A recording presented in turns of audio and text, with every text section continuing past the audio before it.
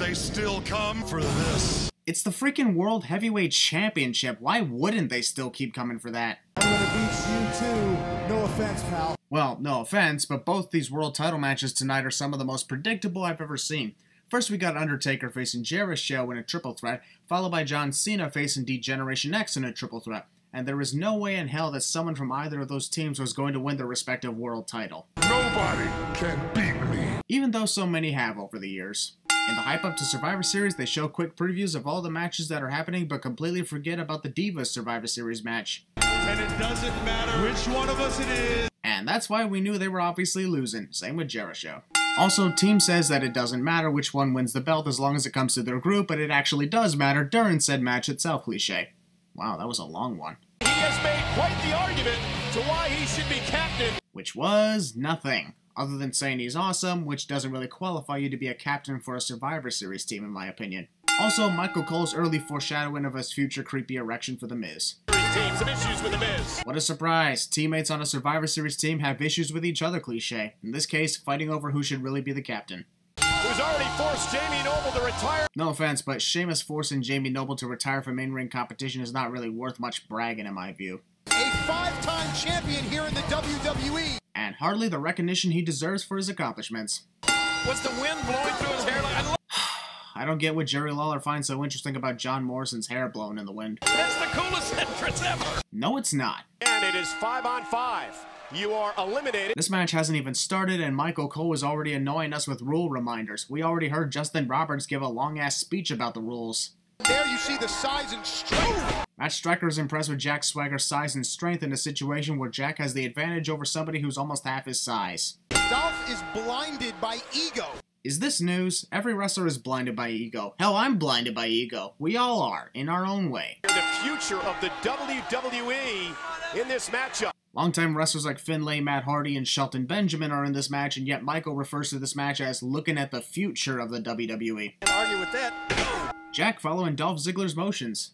Makes it hard for Evan Bourne to kick. Dolph and Jack are completely ignoring their other teammates throughout the early goings of this match. Assholes. In 1987 in Cleveland, Ohio. The first Survivor Series event was in Richfield, Ohio, not Cleveland. Look at Evan. Here's a sin-off because that was very impressive from Evan Bourne. Little teamwork. Sorry, Evan, but it looks bad when you're the substitute for Jeff Hardy, who at the time was still missed terribly by the fans as the wounds of his departure were still fresh.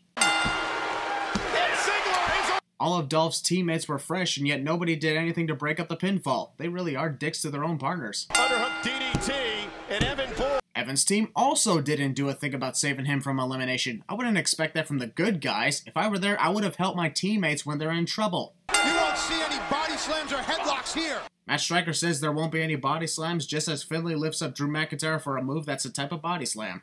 He's from Northern Ireland.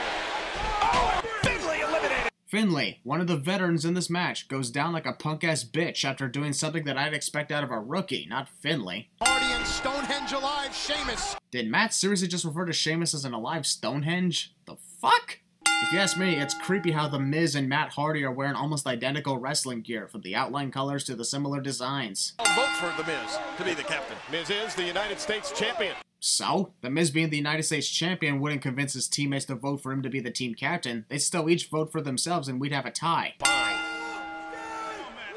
Thank heavens that The Miz doesn't say all day long anymore because that was one of his many catchphrases that were just dumb in my opinion. Via pinfall submission countout. Oh my god, seriously? Are you that bored of the match, Michael? And he's the captain. In case you were confused on why the team was called Team Morrison. And Gotta feel bad for Scott Armstrong right there when Sheamus accidentally kneed him in the back of the head, causing a concussion. Well, sadly, accidents happen in the WWE. That's just how it works. yeah, the referee that was at ringside is now in the ring. Why was there a referee at ringside for this match, but not in any of the other occasions when there's a multi-wrestler tag team match? McIntyre. Attacking from behind. Why you gotta say from behind? Matt Striker deserves a double sin for questioning why Michael said Miz attacked John Morrison from behind. The Miz clearly attacked John from behind. What's so questionable about saying that he did? Yes! Cover! Quit your cheerleading, Jerry. There's nothing wrong with this. And that's why Matt Striker would suck if he was in charge of this franchise. Sees something and automatically assumes it's fine and there's no sin to it. Meanwhile, Christian Maracle says otherwise. Bam! That Kobashi DDT. Kobashi DDT? Did I even spell that right? Also, what? This threesome. Jerry just had to put a sexual reference into this match. This is 2009, but shockingly, even in 2018, The Miz didn't learn that monologuing is not a strength for the villains. One guy's gone on to greatness. The other goes through a plate glass window. Matt Striker just foreshadowed the future, because while The Miz goes on to greatness, John Morrison gets quite an impact through a glass window. Not literally, but you catch my drift. We've seen Sheamus do this to Jamie Noble. What Sheamus is doing is a crucifix powerbomb. What he did to Jamie Noble was a regular powerbomb onto the floor. Michael was incorrect with the facts once again. Oh, hi, Mark. No, I'm listening to you guys. Do they seriously have to portray Christian as the guy who feels awkward about being in an all-black Survivor Series team? That's dumb. You thought it meant because I'm Canadian. What the hell does that got to do with anything? 4 of us are black, and 1 of us is white. What's up? Without a doubt, one of my favorite pay-per-views of the year. This pay-per-view event is Jerry Lawler's favorite pay-per-view concept cliche. He sets up for almost every pay-per-view that's ever existed. Guarantee he'd say the same thing if he was on commentary for Great Balls of Fire in 2017. A matchup I didn't think we'd ever see. Michael Cole thought that we never see Dave Bautista take on Rey Mysterio in a one-on-one match, despite the fact that it's happened several times over the years. Really? Adding in monster growls? I know Dave is the animal, but really? You cost me my World Heavyweight Championship. It was every man for himself, you stupid dumbass. What did you think Rey was gonna do? Let you win? That's pathetic. I'm gonna show you a side of me that you never thought existed. Wrestler threatens to show a side of him that his opponent never knew existed, only to fail miserably as his same old self during the match cliche. Pretty much every time I heard a wrestler say that, we don't see this unknown side, and he loses. On the animal that Batista has become. Dave has been referred to as the Animal for years, and only now is Michael Cole saying that he has become the Animal. Wow. Well, you know, as Matt said, If Dave keeps pacing like that, Rey Mysterio will most certainly not be able to even get into the ring to start the match. Then he would have allowed Batista to win. That's how much his friendship meant to him. If Rey had honestly allowed Dave to win at bragging rights, that would have been stupid. If Dave chose gold and glory over friendship, then he never was a good friend to begin with. The hold harmless agreement. There's honestly no need for the hold harmless agreement, considering Dave wouldn't have been responsible for anything he does to Rey anyway. Dave has Rey prone for the Batista bomb and takes all the time in the world just to lift him up. Winner up Survivor Series 2009 to bring you bragging rights 2009. Single inch of the Batista bomb. This goes on for a few more minutes before the referee finally decides to ring the bell, ruling this match a knockout victory for Dave. Post-match assault. Also, Dave has a hold harmless agreement, which means he can do whatever he wants and not get sued for it, and the one dangerous thing he does to put Rey down is a single spine buster onto a chair. And that's it. Ooh, so scary. So, Rey, where was that side nobody had ever seen from you? Oh, that's right. I expected to be standing here right next to the 2 men that I handpicked. You mean you didn't pick the Legacy to be on your team? If that's the case, which 2 guys did you select that didn't end up joining the team? I expected to be standing here next to the current straight edge champion. Well, if CM Punk was the World Heavyweight Champion, I highly doubt he'd be on your team, considering he'd be defending his world title. These sins committed against us that can all be erased tonight. Randy Orton is predicting that I will remove all of the sins from my counter tonight. Let's wait and find out if that prediction is true. Oh, my kill switch. I like to call him the Elliot Ness of SmackDown. Fucking what? But Randy Orton has owned Survivor Series matches. By saying that, Michael Cole just jinxed Randy Orton's momentum, considering he loses tonight to Kofi Kingston. WWE is a dick to Kofi Kingston by playing his promo during his entrance. You couldn't have just done this before the wrestlers made their entrance, or not at all. What's up?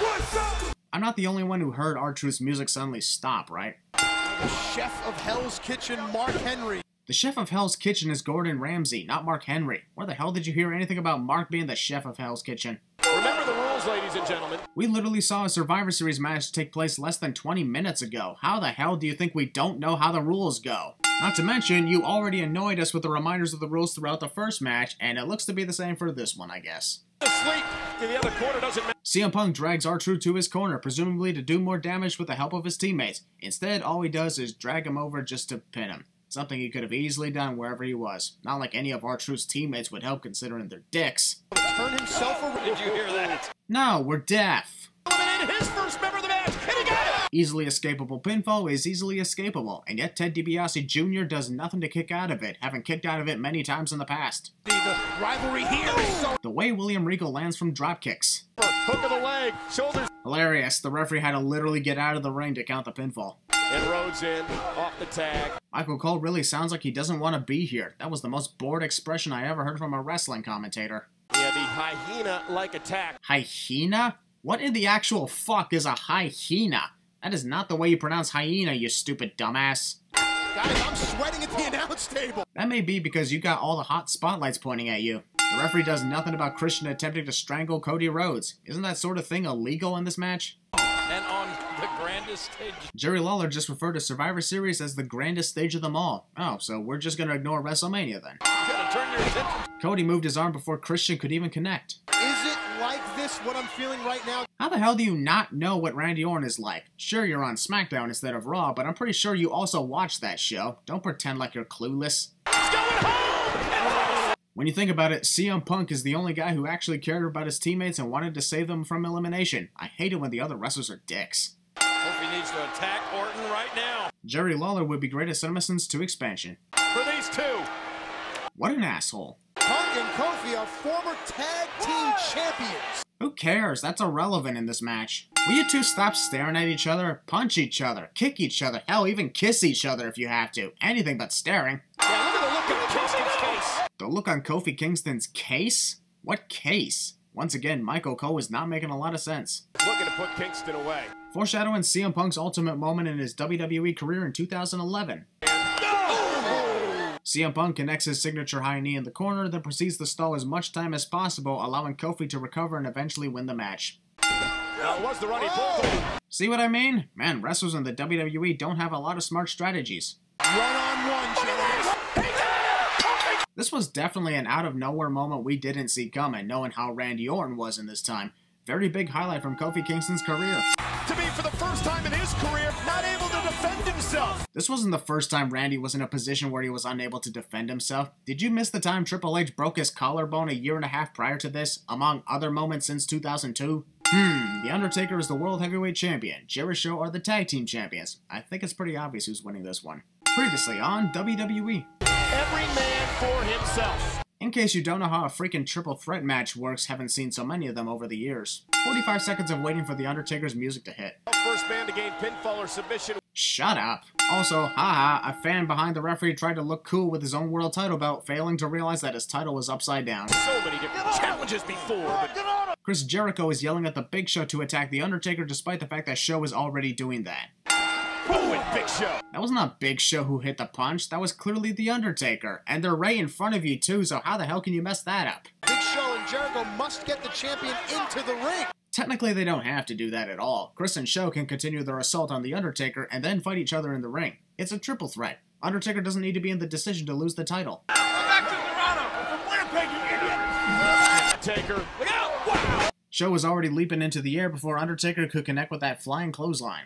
Go for a cover, Chris. Nice try, Matt. Even while whispering, I can still hear your cheerleading. Even whispering, it gets you caught red-handed. If Jericho pins the champion here, obviously he wins the title. If it was obvious, then why did you even say it? I honestly think the walls of Jericho would be more effective if Chris was actually above The Undertaker's back, not sitting on his ass. Would extend the legs even more and cause more damage. Could be going for a run. The commentators easily missed the fact that Chris is clearly hanging on to the World Heavyweight Championship with the intention of using it as a weapon. Undertaker's shoulders were up. Copyright infringement. Also, why is Chris's tongue so yellow? Pulls himself to his feet and Wrestler pulls his straps down with the intention of doing more damage cliche. Something I still don't get about wrestling. I've seen wrestlers do that for years and still don't get it, even if I know why they do it. Stop taunting him. Just do it. My striker just said what I was about to say word for word, and as you see, because of Show's hesitation, The Undertaker capitalized and won. Sucks that Drew McIntyre is on SmackDown. This stable with himself, The Miz, and Sheamus could have been a dominant force, and I'm not even kidding. Of the greatness the three of us are destined for. The Miz is always great at predicting the future. Foreshadowed his major success, Sheamus' success literally 3 weeks later, and Drew's... okay, still waiting on that one. And proclaim me a future world champion. Vince McMahon was wrong. Shockingly not a first. In the previous Survivor Series matches, the wrestlers came out to their individual themes, but for the Divas match, each team is coming out at the same time. Why for this match, but not any of the others tonight? one thing that I've always tried to do is surround myself with divas. Haha, fuck you. Places like Australia, Canada. Michael Cole is reciting the number of countries watching this pay-per-view around the world for literally the 3rd time tonight, and he's repeating a lot of the same ones too. And 14. What a devastating kick to the air. Big challenge for Melina's Divas title one day. It's sad that the commentators guarantee that Gail Kim would be a big challenge for the Divas Championship in the future, yet that never happens. Jillian's Christmas album was on iTunes number 20. Who gives a flying fuck about that? Eve Torres botched the sunset flip, and Jillian Hall was also in a position to easily kick out of it. And yet it works. How is it that botched sunset flips work and regular ones don't? It is.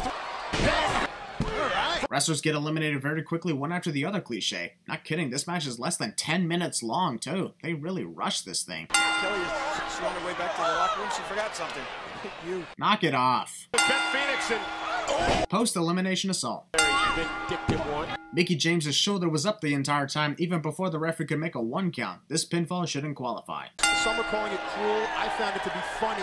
Matt Striker thinks that making fun of a female's weight and calling them a pig is funny. What a douchebag. Oh, cheap shot by Michelle. It's not a cheap shot if Melina was facing Michelle McCool the whole time. It's not Michelle's fault that Melina didn't see that coming. It's called smart strategy. Melina saw her coming the entire time. That's what I just said.